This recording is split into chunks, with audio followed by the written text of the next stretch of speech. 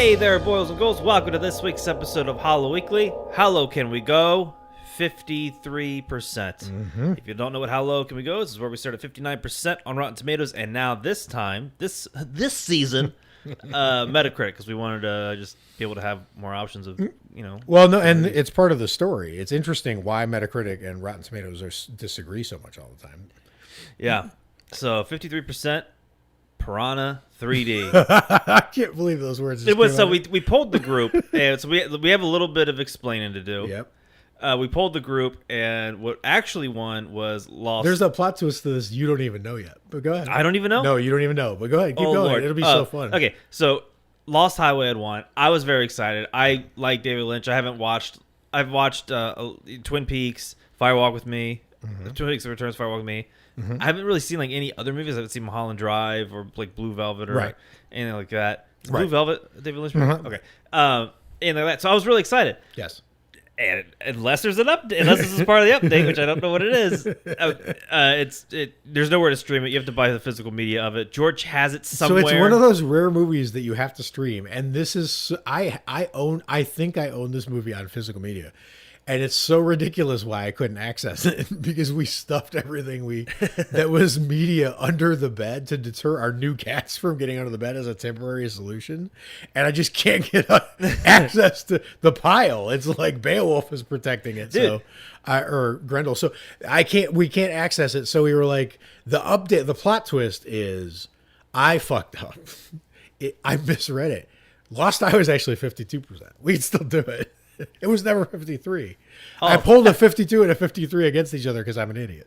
No, that's smart because now we can get the Blu-ray in through. So plot twist, it was all for nothing, but and Lost Highway is somehow for probably Lynchian reasons incredibly hard to find to watch. Well, I just want to add to your cats trying to get into things. So my computer, for some reason, when I'm playing games, has been giving me the blue screen. So I was like, you know what? It's been a while since I've done a fresh install of Windows. But as soon as you open up your case, the cats are like, so that's a jungle gym, right? Like I can just jump in there and scratch everything. So that was very difficult. Okay. I bet. Yes. Interesting thing about Piranha 3D is so last time when we did How Low Can We Go, we were working our way down. We landed at 53%. We went with The Hills Have Eyes. Yes. Same director. Yes. How you say Alexandra Aja. Aja. Yep. And we really liked The Hills Have Eyes. A lot. Very much. We didn't care for Crawl. No, we didn't, which is much later. But the thing is, there are really good things in Crawl. We just didn't care for what they did with the story. So, right. But it doesn't matter. It's like two different universes because that's 12 years ago. Yes. So we do like this director. Yes. I'm sorry. My point is 12-year difference with Hitchcock. Like 12 years could take you from like North by Northwest or Psycho to like Topaz, right? So like it makes a difference. People change. People change. We got. Okay, so Piranha 3D. I just got to jump out there. Do it. And like this movie was very, very awesome. Like I just could you imagine for anyone who's conversant with these two movies? Could you imagine gearing up for Lost Highway and getting Piranha 3D? Just Piranha 3D alone, that's amazing. The fact that you came into this fresh, like you have seen no Piranha movies, never seen a which Piranha I want movie. to talk about, is also your expectations. So you were expecting Lost Highway, then you get this blind. You don't know what you're about to experience, and then you witness the glory that is Piranha 3D. I wish I'm just kicking myself that I didn't see this in the theaters when it came out, man. Like I just would have had such a great time. This movie is what I like about it is it's ridiculous and it knows it's ridiculous. That's the best. People like it. It felt like they had, and you mentioned this, and I couldn't stop thinking it when we watched it. Was like they looked like they had a lot of fun making the movie. Yes, and it feels like that. Yes. Like this movie is just fun through and through. See, you keep doing it's just this or just that. Here's the thing. I all that I agree with it. Here's the thing though. This movie's stranger than I expected it to be the first time, and now it's even more strange to me than I expected it to be on the second watch. And it's because it's got a little of the shiftiness where I can't quite nail it down. So, for example, you can say this about the movie, right? You can say it's a ridiculous movie, and then I can say, but it has sets of the most interesting and kind of well thought out children in modern horror movies. You actually care about what's going on with the characters. You care about when they're in jeopardy. You understand their motivations. They're inherently interesting, like whatever. The dialogue with each other is in the know, where the movie knows what it is or whatever, so it's super smart. So you sure, this is just a fun ridiculous movie, except for over here it's got these really interesting characters that are whatever. You can be like, okay, well, it's just a blockbuster mainstream cash movie, whatever, but it's also was voted the bloodiest horror movie of the year that it came out. Right, so it's got bite in it, right? Like every time I think it's just one thing, it's just a dumb stupid whatever, it's actually super smart over here. And then when I think, well, maybe this movie's super smart, it like 3D throws up on me. There's something better. So then it's dumb. And I'm like, what is this movie? It's odd. I love watching like 3D movies. Like 10 years later, because all like the 3D shots are so obvious, like the vomit scene was great. It was great. But anytime someone like reaches for something, it's like, whoa. Because the hand. The 3D in this movie actually is really good, and in most parts, except obviously some of it is super corny on purpose, but it's also there was a lot of it, and you could tell that there were times where they just went all in, like they weren't screwing around. They made the plot do that to have the 3D do that. They were like, screw it, we're not gonna pretend, we're not gonna give you some smart reason why this is happening, whatever that. But just when I'm saying that, I'm remembering when we were watching it, we turned to each other. We were like, that is the smartest way to get that character onto that boat with those people. Remember how much you loved when the girl who was judging the guy for working with the Wild guys all of a sudden gets invited on the boat. And he's like, no, you don't want to come. And she's like, sure, I'll come on board. Right? It was the best way to get those characters in a situation on a boat out in like Orca Jaws land.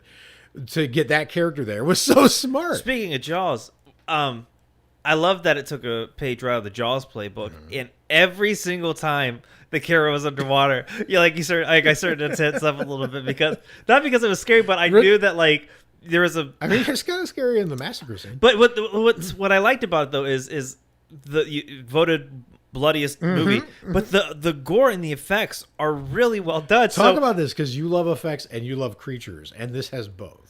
I've been thinking about creature features lately, and I think, does Piranha count as a? Oh yes. Okay, I didn't know, like, cause did you see the design? Of yeah, they're from like the center of the earth and such like. So it's definitely okay. I didn't know where exactly. And they look amazing. They looked cool. And what's funny is when we were watching it, you finally get like the reveal of what the piranhas look like via Christopher Lloyd's fish tank. Oh, he's great. I love the fact that he's in this movie.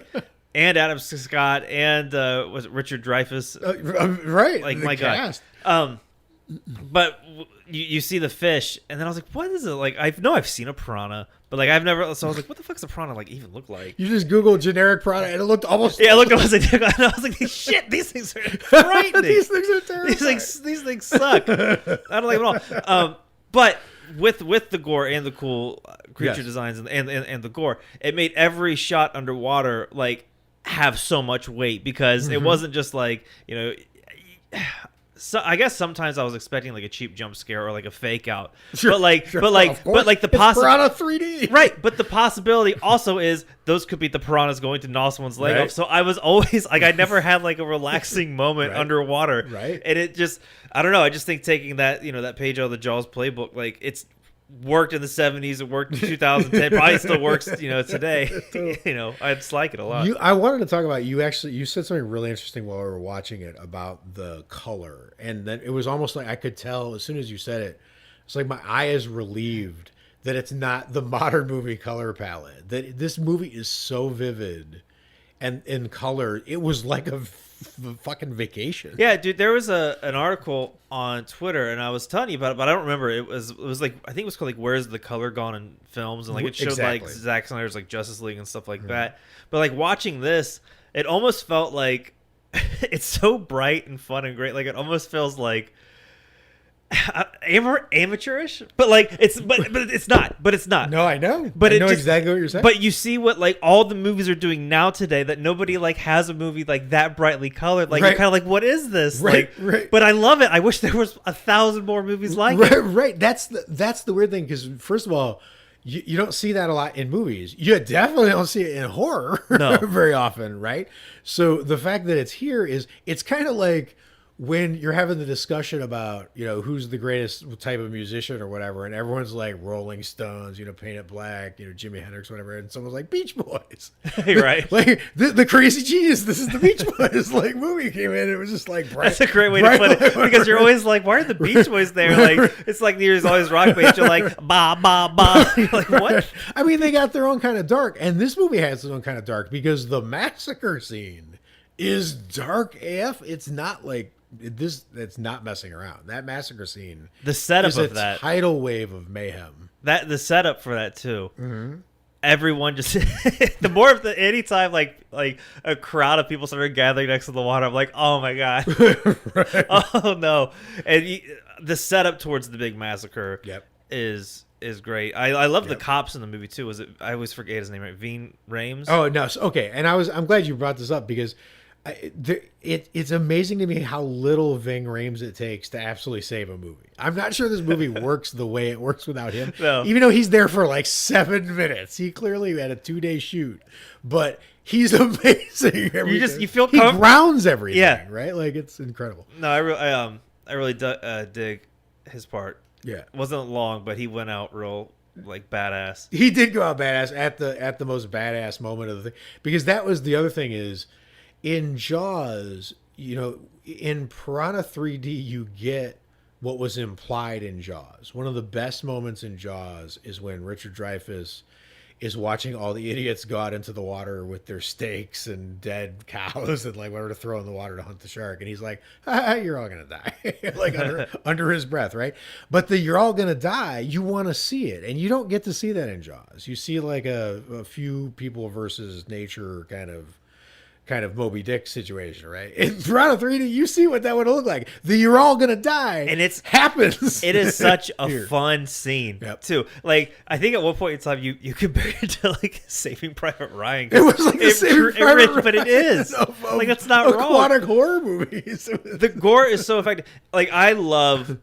It makes me cringe every time, but like when someone like would pull their leg up and it's just like bones, like, and you would know, and you were looking forward to how they were going to fake you out, because it was never what you expected. Yeah, they would pull them out of the water, and you're like, oh, they're going to be missing their legs, and they weren't missing their legs, but then they would turn sideways, and the back half of them was gone or something. Like, even just the little chunky fleshy bits, like it looked like it was deep. It looked like it was painful, just painful, and like you got water, and the fish never looked satisfied. They just always looked hungry. And like the skulls, like when like they were just nibbling the flesh off. My favorite is all the 3D eyeballs that were flying out. Incredible. There were two things, two like gory moments that stood out. First of all, I'm just so mad I didn't watch this when it came out. Like, that scene, like, I wish I could time travel and be like, you idiot, like, go see it. But the two that stood out to me was, there's a part where they're like carrying a girl, two dudes are carrying a girl in the water, one by like her arms and one by her legs, and then in the middle of her hat she just disconnects, and he's like walking off with her legs, and her face just kind of like loses life. It was so Tucker versus Dale versus Evil. I mean, all the gore in there, and it sounds like, I feel like I'm doing a disservice. It's not just like a gash here, a gash there. Like, every person has like a story of violence on their body. Like, it's like they all spent 24 hours with Pinhead. Yeah, they look awful. And then the second one was the lead up to this. I mean, this is the part like that really tells me they probably had a lot of fun making this movie. But when the woman's hair is stuck in the propeller and he's trying to get it started, and then it just completely like I think it's like her face degloves or something. Like, it's just awful. But it looks good. There are a few like CGI dead body stuff that It's pretty obvious. There's a few disasters. There's one that's intentional. That's the Richard Dreyfuss opening, which is amazing, standalone little. But even then, it's still because the movie is so much fun. It doesn't take anything away from it. Right. I thought I didn't think it took anything. No. Well, the thing is, I mean, it has to take away a little by definition, or else no one has to try to make movies. I would do right? like so 0.1%. Right, but the thing is, there are movies where you notice that more than not. Right? I don't know. That's probably not fair, but it's life, right? So, like, if you're making a very slow moving, if you're trying to make The Green Knight, the big reveal that you waited 2 hours of watching someone walk down a path for better be interesting or whatever, right? You're gonna notice if it's off. But in this movie, if one effect is a little corny looking, but I mean that's the tone of the whole movie. I just you're not gonna notice. This was one of those movies where it was like when you watch Wolf of Wall Street, 3-hour movie. It doesn't feel like 3 hours. Right. This felt like 25 I know minutes. You turned to me and you were like, I love that feeling when you turned to me. You were like, wait, there's only 10 minutes left. That you're watching a good movie when you thought there was 30 minutes left and there's only everything 10. Flows together. Like there's a lot of the problem with a lot of the horror movies that we watch is characters do stupid things, but they're usually in films where they're taking themselves very seriously. Yes. I don't feel like was there any story things that you bumped on in this? Like, yeah, there might be. I mean, the thing is, it's not in that way. I'm a little suspicious of some of the things that are going on in this movie, but the thing is, my bet was I watched this movie and really enjoyed it when it came out. Haven't watched it or really thought of it since. And I don't remind me because I want to talk about this franchise before we close out because there's something interesting there. But it's just, I don't know. I feel like on the second watch, it doesn't matter. It's a glorious movie. I don't want to do disservice to it. I want to talk about this weirdo franchise like before I forget because Joe Dante does this masterpiece of Piranha that starts this whole thing off in the late 70s, right? And the story behind this is amazing because that movie should have been squashed. And because it was a straight up Jaws ripoff. And it was being marketed as a straight up Jaws ripoff. And Steven Spielberg saved it. Steven Spielberg watched Piranha. And they were shutting down Jaws ripoffs left and right. Like, issuing cease and desist orders left and right. He watched it. He was like, and the studio was like, we're going to close this thing down. This is a straight up ripoff of our, IP.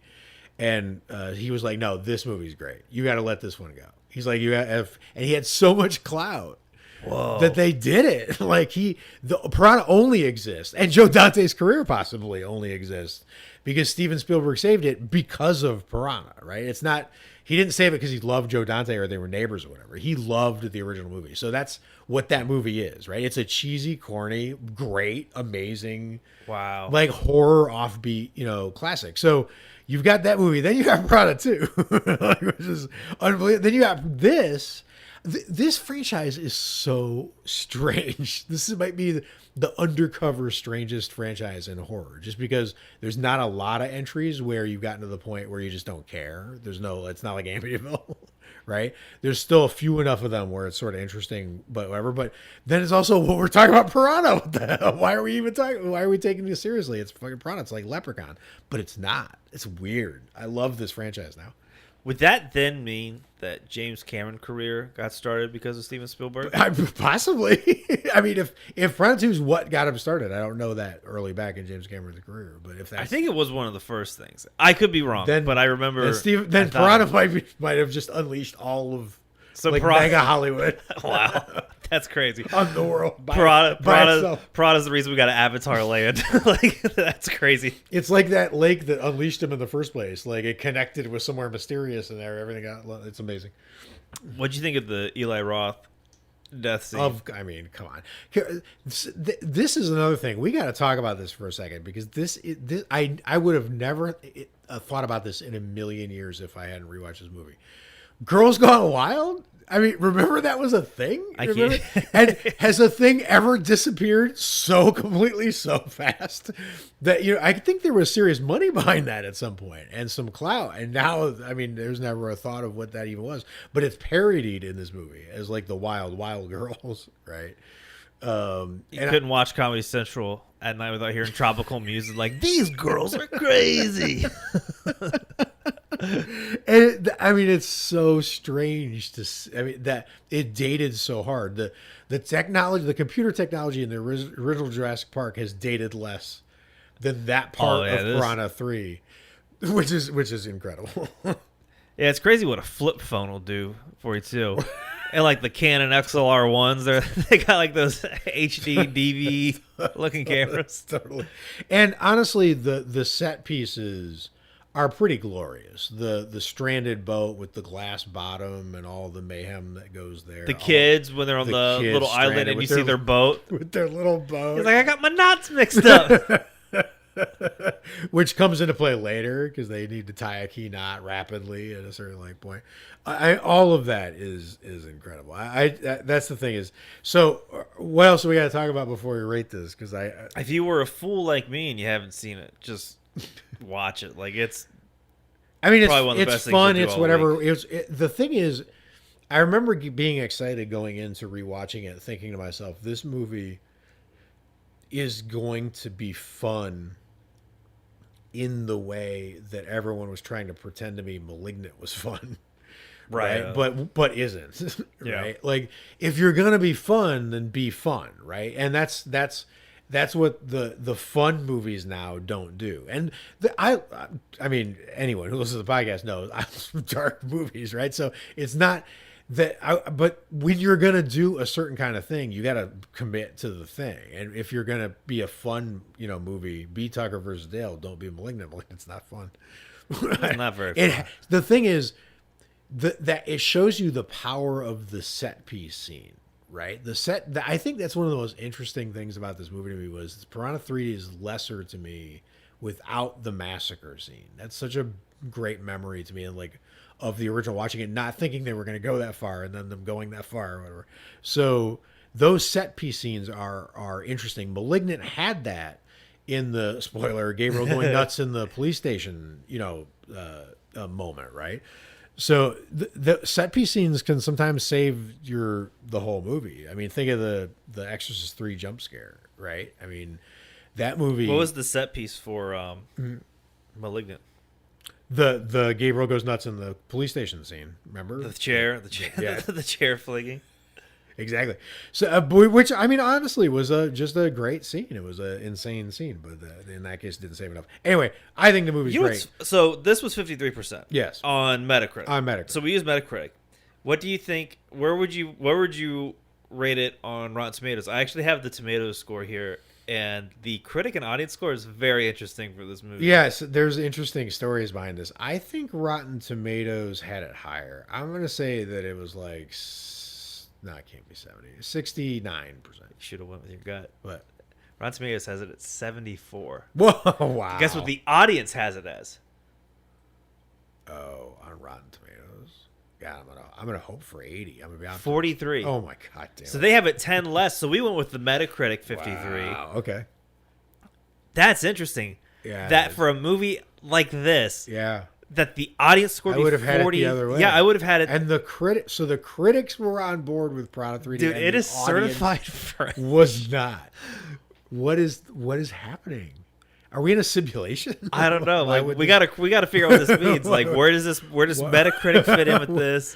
Because usually, all the way up to now, it's been the other way. Metacritic has been the more generous one, right? So like it would be. So I don't know. I mean, why would this? It's probably the operation of the sites, and I don't even want to give them enough credit or whatever. It's just to benchmark. It's about the movies, but yeah, in terms of where now I think it should be, my mind is blown. Like to give it a rating because they already have it at 70-ish over on Rotten Tomatoes. So now I got to give 2 friggin' ratings. What is that? What we got to do here?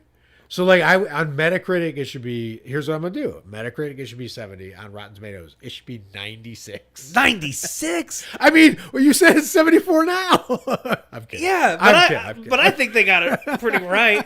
I honestly, because before, okay, I'll be honest. I'll be completely honest. Yes. Before I looked it up, my gut was about 72, 75. So I'll just probably give it 75. So you rated it where it actually is on Rotten Tomatoes. Yeah. All right. So yeah, that's. But Metacritic.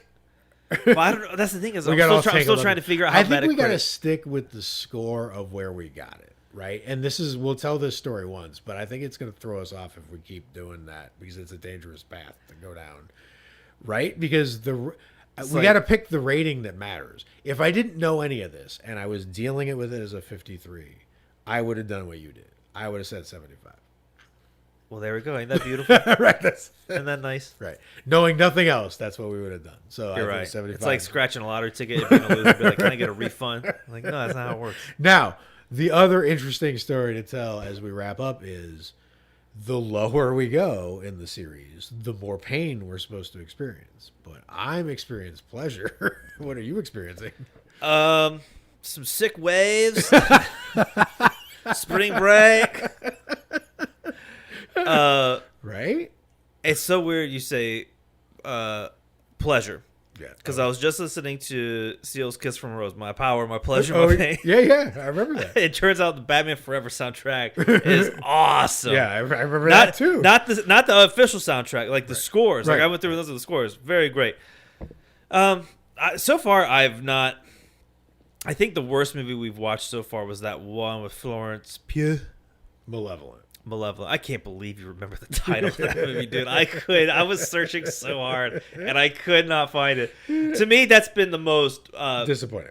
Right. Disappointing. Right. It wasn't bad. It was just boring. No, I'm with you. It's definitely, of all the ones we've done so far, it's the one I had the least fun with. Yeah, Chud. I mean, Chud's a blast. High up there.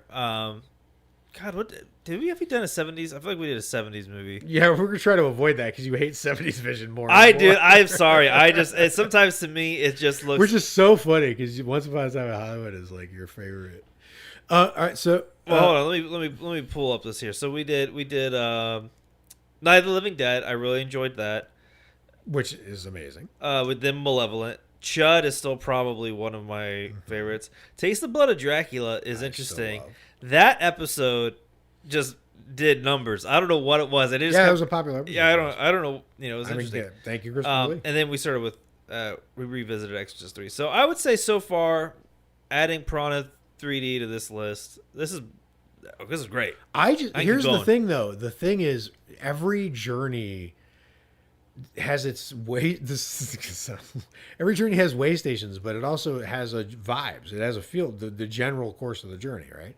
You could tell halfway through, a movie what the flow of this is going to be. This movie, this journey so far has just been pretty good, right? The last time was rocky or was up and down, and it felt like how this one was going to go. But this one is, now thinking back, I love Taste of Blood with Dracula. I love Chud. I love this. I'm just having a good time with the series. It's not supposed to be this way. Right? We started at the unfresh mark and headed backwards. And that means that increasingly our series is starting to prove, at least for us, that critics are generally full of shit. Right? Yeah. So I like where this is headed. I like that we haven't critics. And now that I've said all that, in typical horror fashion, we are going to hit a wall next week. Whatever choice is, it's going to be a disaster. That's what I was saying though. At some point in time, the drama, there's going to be that string of like 2 or 3 films where we're just kind of like, maybe we should skip one. Right. Well, and there's some suspense here because 52% we already know now, probably, which is Lost Highway. And your experience with that is going to be interesting to me because you like Lynch and you've read some of his book and you like whatever, but you had his coffee. So you're right, but you're not right. So you're not going to get taken by surprise, but whatever. But that's not true. But well, no, I mean you're not going in blind to Lynch, right? Right. But because that's got to be, I don't know who does that anymore, but that's got to be shocking. But the thing is that what nobody really remembers anymore about Lost Highway, that and I'll tell you now just to tease for next week's episode, this movie was supposed to be his hit. This is the movie this is his mainstream movie. Oh, wow. He made this movie thinking, I don't want to speak for him, but like there's a possibility that he made this movie thinking that this was his most mainstream effort, and it is so not that. So there's a great little movie called Frank, with the musician Michael Fassbender. He wears a head, he runs around like right. In that movie, there's this great moment. It's one of the best moments of the movie where he goes, "I just wrote the most accessible or mainstream song of the world. Let me play it for you." And it's the most awful 40 seconds of like nonsense you've ever heard in your life. And then he's like, "Ta-da!" He's like, and Maggie Gyllenhaal looks at me like, "They're gonna love it," but they're not. It's terrible, right? That's what happened with this movie. This movie was supposed to be his mainstream cut. Wow, and it is not. So that's what you're going into, and it's going to be interesting to see what your reaction to that is, because it's got more. It's a big cast for him, right? And the soundtrack is way more bigger, more recognizable names than he had worked with up to now. Now he works with whoever he wants. Anyway, it's going to be fun. So it's going to be interesting. It could be the blow up for you. We'll see. And then 51% is danger territory. I'm nervous. I'm getting shaky. I don't know. The group will save us. Yeah, the group will do good. If you're not in the group, Facebook group, Hollow Weekly, find us. It's really easy. And until next time, stay scary. Watch a bunch of horror movies. We'll see you at 52%. Don't get lost on that highway. That's where we're going. See you down the road. Okay, bye-bye.